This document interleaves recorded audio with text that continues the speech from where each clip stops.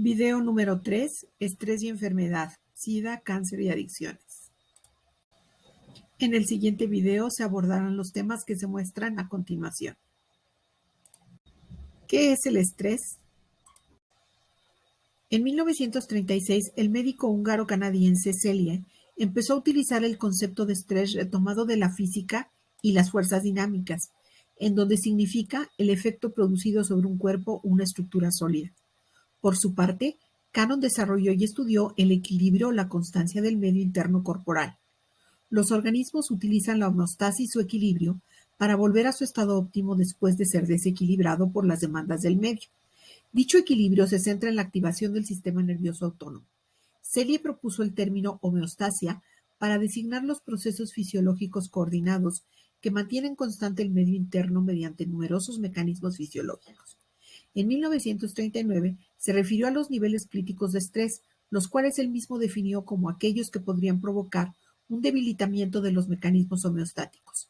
A partir de estas influencias, Selye comienza a hablar del intento del organismo por defenderse de los agentes negativos, el cual llamó el síndrome de adaptación general o SAG. De esta manera, Selye definió el estrés como la respuesta general del organismo ante cualquier estímulo estresor o situación estresante. Hay otra propuesta que es creada por la necesidad de tener una explicación del estrés considerando factores psicológicos, por lo que Lazarus en 1966 propone una alternativa, la que se basa en la percepción que tiene el individuo de la situación psicológica, considerando los peligros potenciales así como la capacidad percibida del individuo de afrontar dicha situación. La idea central de la salud es que un acontecimiento no es lo que produce el estrés, sino que la visión que se tiene de este es lo que finalmente hace que dicha situación resulte estresante. ¿Qué causa el estrés? Autores como Logategui en 2001 creen que la causa del estrés proviene directamente de factores estresantes. Los estresantes se pueden dividir en tres categorías: psicosociales, bioecológicos y de personalidad. En las causas psicosociales son el resultado de una interacción entre el comportamiento social y la manera en que nuestros sentidos y nuestras mentes interpretan estos comportamientos. Algunos ejemplos pueden ser los desengaños, los conflictos, cambios de trabajo, etc. Las causas bioecológicas del estrés se originan de toda actividad derivada de las funciones normales y anormales de los órganos y del sistema del organismo humano. Se pueden incluir todo tipo de enfermedades causadas por bacterias, virus, sustancias tóxicas, deficiencias alimenticias, obesidad, hambre, sed y todo tipo de estímulo químico fisiológico que cause dolor. C, tipo de personalidad, se origina en la dinámica del propio individuo, su percepción sobre sí mismo y el significado que le asigna a las situaciones estresantes, lo cual se manifiesta en actitudes y comportamientos de riesgo que resultan en las alteraciones psíquicas y somáticas. Finalmente, Suzuki y Sakana en el 2001 afirman que el estrés ocurre cuando las personas perciben que las demandas externas a las que están sometidos son mayores que los recursos con los que cuentan. ¿Qué es el afrontamiento? El afrontamiento es definido como el cambio constante de los esfuerzos cognitivos y conductuales para responder a las demandas específicas de carácter externo e interno que se valoran como excesivos para los recursos de una persona. Algunos de los factores respecto al afrontamiento que debemos considerar son: el afrontamiento es un proceso que cambia constantemente a medida que los propios esfuerzos son valorados como actos de mayor o menor éxito. El afrontamiento no es automático, sino que estaríamos hablando de un patrón de respuesta aprendido frente a situaciones estresantes. El afrontamiento requiere esfuerzo. El afrontamiento requiere un esfuerzo, pero orientado a manejar una situación.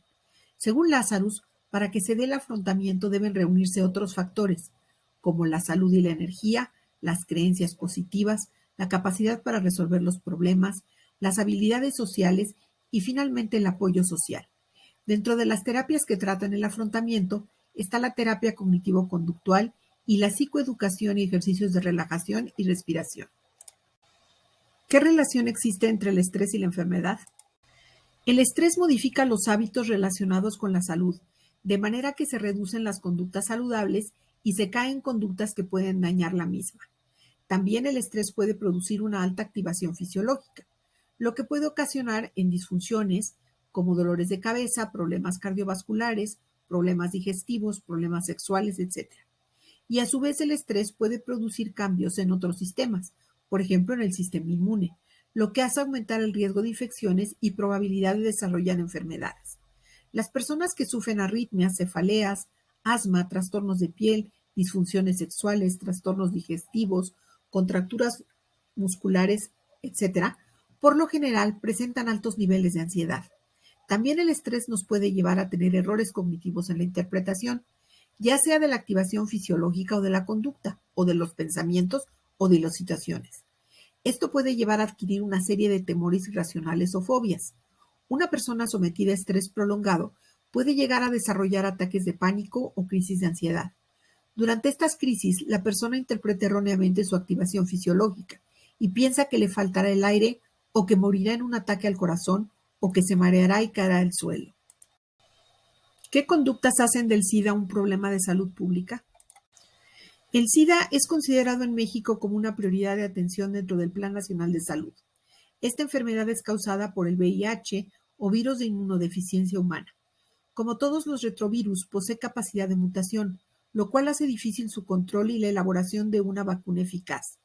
El SIDA solo puede transmitirse de 3 formas. La primera, mediante el uso compartido de agujas, jeringas o instrumentos contaminados o por medio de la transfusión sanguínea. La segunda es por vía perinatal y la tercera es por vía sexual. De acuerdo con Censida en 2005, el uso del condón es una de las formas más efectivas para prevenir el VIH y SIDA y otras infecciones de transmisión sexual, siempre y cuando se utilice correcta y consistentemente.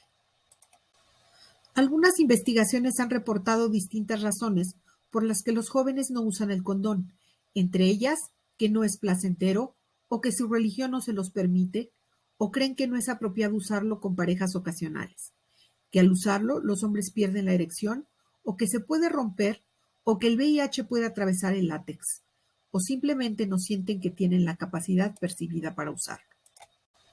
Dentro de los factores psicosociales que han sido asociados a no usar el condón están la abnegación por parte de la mujer, el estrato socioeconómico, la mala educación sexual, asociar el SIDA con la imagen gay, los roles culturales, el poder de decisión en el terreno sexual y la subordinación de la mujer en la elección de la pareja.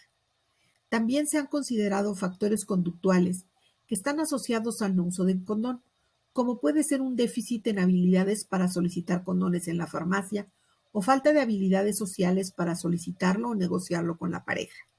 En este contexto, la investigación en comportamientos sexuales preventivos se torna particularmente importante, ya que actualmente la pandemia continúa creciendo a nivel mundial.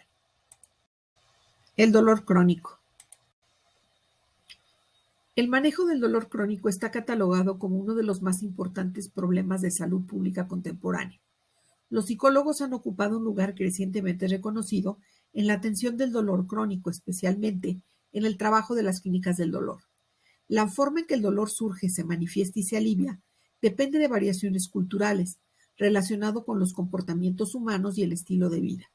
La Asociación Internacional para el Estudio del Dolor en 1979 lo definió como una experiencia sensorial y emocional desagradable, asociada a una lesión. Las tendencias actuales consideran el dolor como un fenómeno multicausal.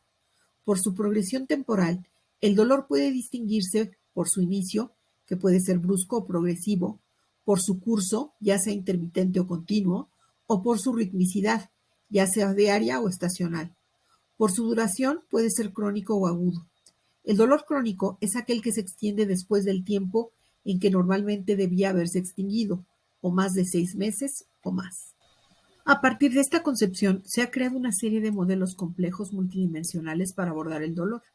El más conocido de estos modelos es el de Melzack y Casey en 1986, que define 3 categorías o niveles que intervienen en la experiencia del dolor: el nivel sensorial discriminativo, el nivel motivacional, el afectivo y el nivel cognitivo y evaluativo.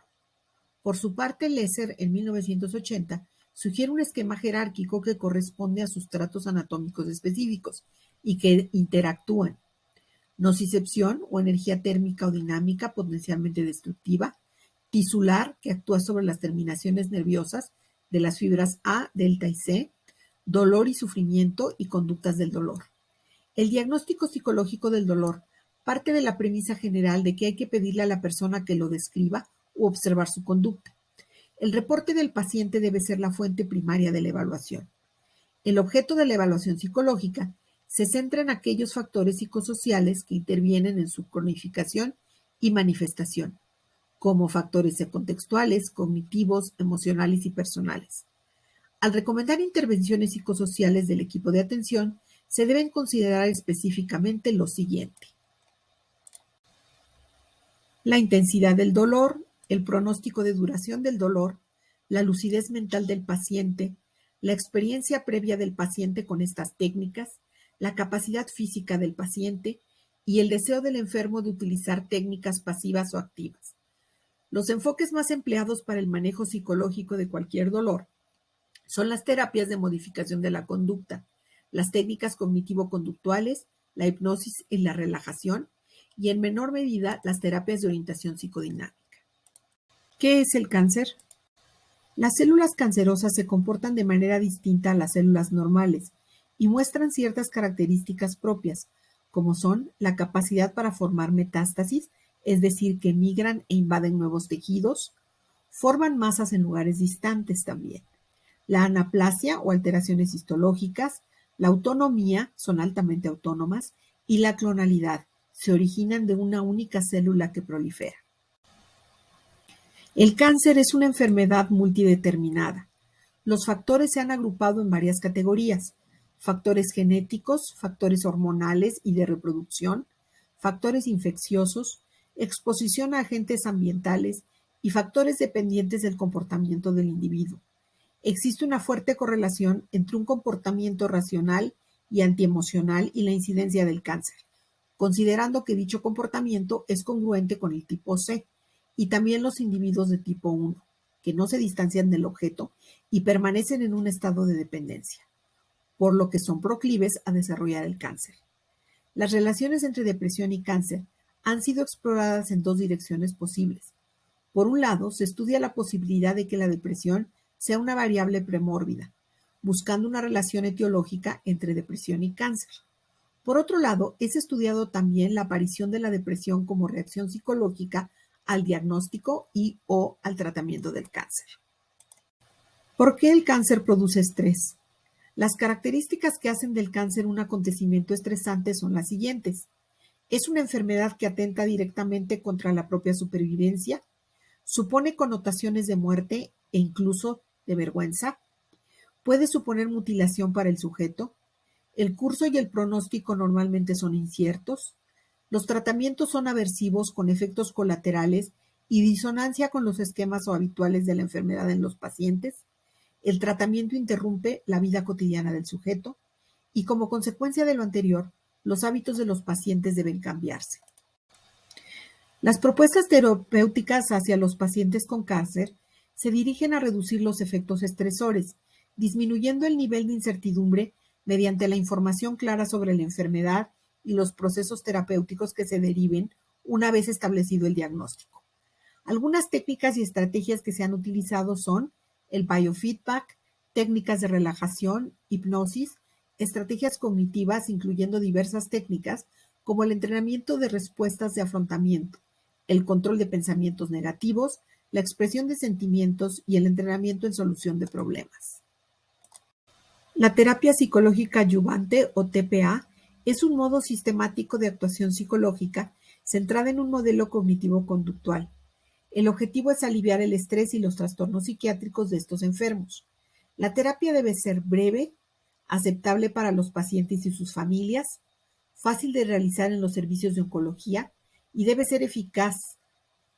Los objetivos de la TPA se centran, por tanto, en los siguientes elementos: mejorar la calidad de vida reduciendo la ansiedad, la depresión y otros síntomas del estrés psicológico; mejorar el ajuste mental al cáncer, induciendo un espíritu de lucha positivo; promover en los pacientes un sentido de control personal sobre sus vidas; enseñar al paciente a expresar sus emociones y facilitar la comunicación entre el paciente y su cónyuge.